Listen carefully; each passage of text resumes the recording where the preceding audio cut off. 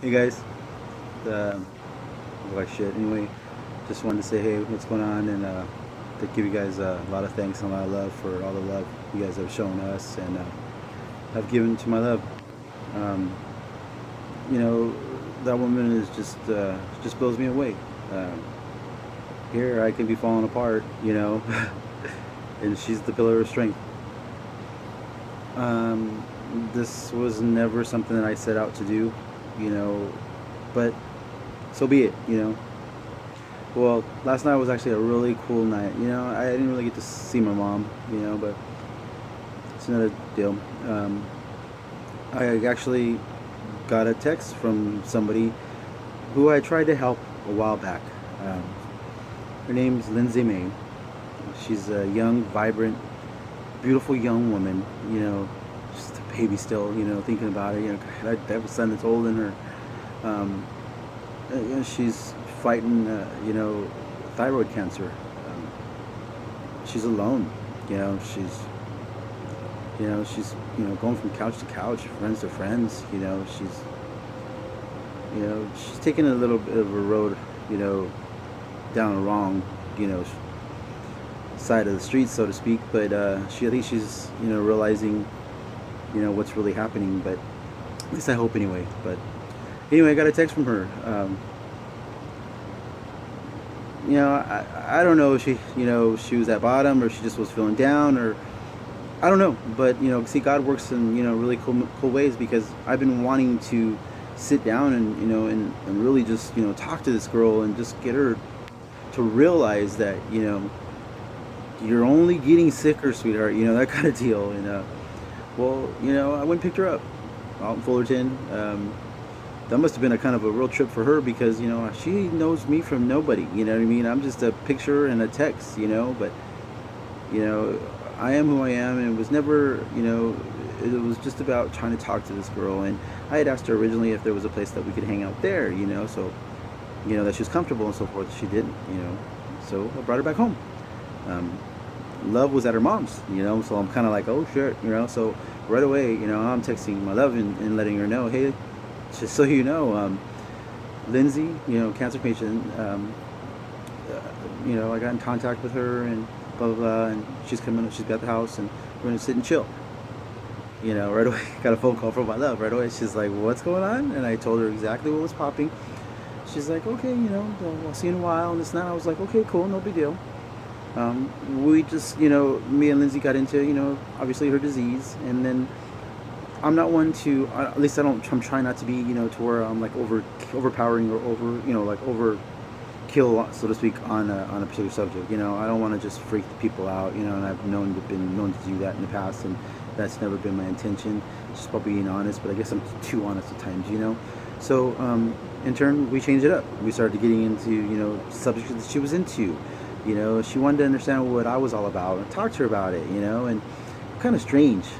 People don't know that. I like to think of things outside of the box. So to speak, conspiracy theorists. Yeah, I guess I am. You know what I mean? I like to, what if scenario. It's already been proven to me, and hopefully a lot of people out there that our government does lie. They do manipulate situations and they do protect each other. Um, this whole cancer disease, so to speak, it's not a disease, it's an epidemic, but it's an epidemic that they created and that they fed, that they allowed to get worse. Figure 58 years of research, um, it's gotten worse. Okay, it hasn't gotten any better. So don't be under the false assumptions that they've come up with this miraculous new inventions to, make things better. They're based off the same principles that they had 58 years ago. It's just newer medications, and what people don't realize is that the newer the medications, the disease, is tolerant. It gets more aggressive. It's just bullshit because there's no proven facts. None now, none whatsoever, that chemotherapy or radiation kills cancer. None, okay? 97% of the time, it does not work. There's that 2% that for some reason the cancer does go into a submissive state to where I don't consider remission. That's a word that I have a hard time swallowing. Why? Because they cannot determine, okay? There's nothing proven that it's in a remissive state. It might be maybe knocked down, maybe beat up a little bit, but you have to remember, once your cell is activated, that cell, that fungi turns into a bacterialized cell in your body. The chances of you not being having some sort of form of cancer is really small. Okay, very small. Okay, and then if you have a hereditary form of cancer, like your mom or your aunt or your grandmother, or you know what I mean, it could very well skip generations. But that means your chances of or your children's chances of getting cancer are extremely through the roof. Okay, now 1/3 to 1/2 of the American population will be affected with cancer in some way or shape or form. Okay, there's almost 9 billion, 9 trillion, yeah, 9, is it 9 trillion, I believe, or 9 billion people on the planet now. That's 4.5, I believe. Fuck. That's a lot of fucking people, man. Well, we got into all that, we got into other subjects too, you know what I mean? Illuminati, fucking, Nephilim, fallen angels. We were talking about all kinds of cool shit, Boom, love shows up. And, what woman, what guy do you know out there, honestly, that your old lady, your old lady knows that you got a woman at your house, okay? You're by yourself with a woman and your girl's not there. And, you know what I mean? Right? Okay, so anyway, my girl shows up and it's like, hey, love, what's up? Blah, blah, blah. We're in God, I'm showing her some of the stuff that, printing, bullshit stuff that we're doing, whatever, and we're talking. It's just a trip to how this woman is, she comes in, sits down, we all talk, blah, blah, blah.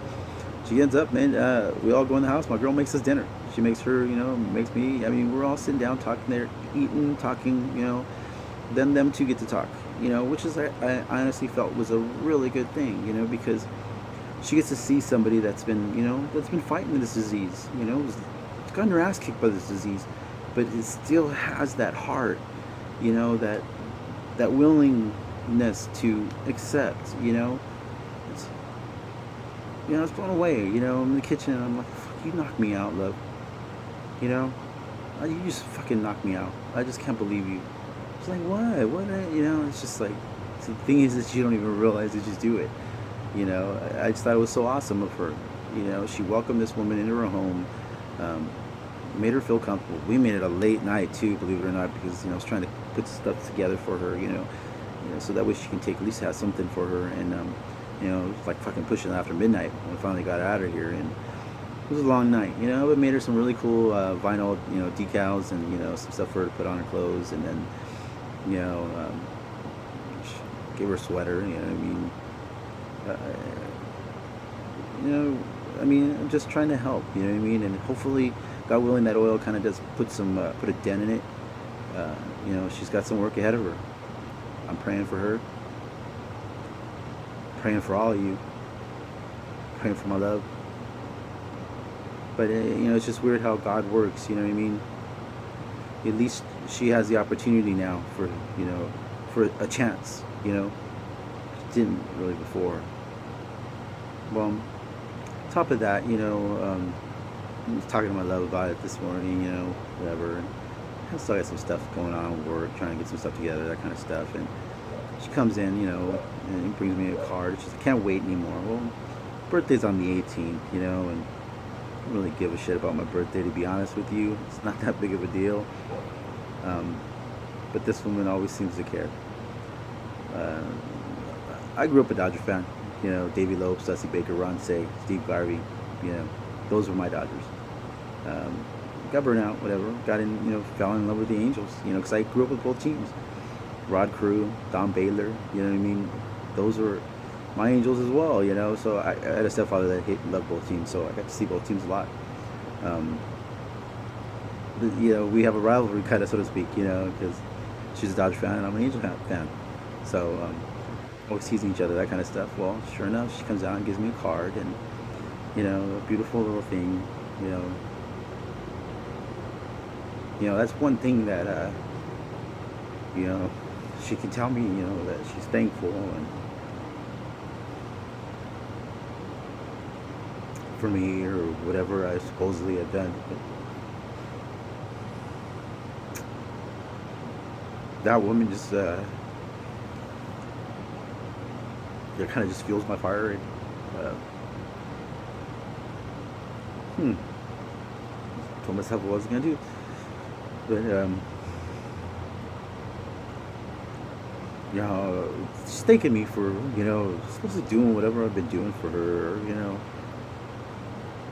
But I don't know if you guys have ever felt that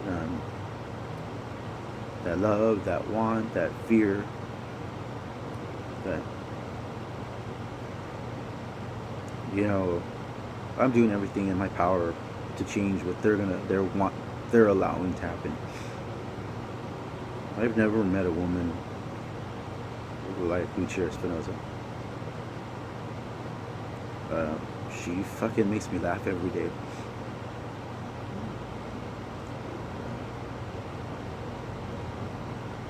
I thank God every day that I was allowed to fall in love with her because I never knew that heart. I never knew that side of what love was. To be honest with you, my ex-wife was just horrible. A girlfriend before that who was even worse. That's it. When it came to the serious relationship deal, and dated Lucia for a year, and she got sick. Been 6 years now, and I love her more now than I did then. But I'm not telling a story here, but anyway, I'm just blown away. This woman's thanking me for something, and I feel like I should be thanking her. I wanted to thank all of you guys. I do lose it on here from time to time. I am human, and I guess the judgments come with it. Everybody's free to have their own judge. So to speak, judgment on whatever I'm going through or whatever. Me personally, I'm no one to judge. But if that's your deal, so be it. It's been one hard motherfucker. That's all I can say. And it sucks to be a person that wears your heart on your sleeve. That's one thing I learned from all this shit. It's not a good thing, man. Wish it wasn't like that, but I don't make excuses for who I am. How I was raised by my mom. Fuck. Didn't have a dad until I was probably 10 years old. So, had a fight by my uncles. Taking me to classes, and that was my younger life. But guess that's why I am the emotional fucking sissy that I am today. But that's neither here nor there. I don't apologize for who I am, because I kind of like who I am. Anyway, I just was blown away. Got my birthday present early. Going to the Angel Dodger game with my love. Going to the Cholo Stadium though. Just teasing. But I'm looking forward to it. I'm looking forward to having fun. I'm looking forward to wearing my Angel jersey at Dodger Stadium. It's gonna be fun. But anyway, thanks for everything, guys. You guys are everything to us. Fuck cancer.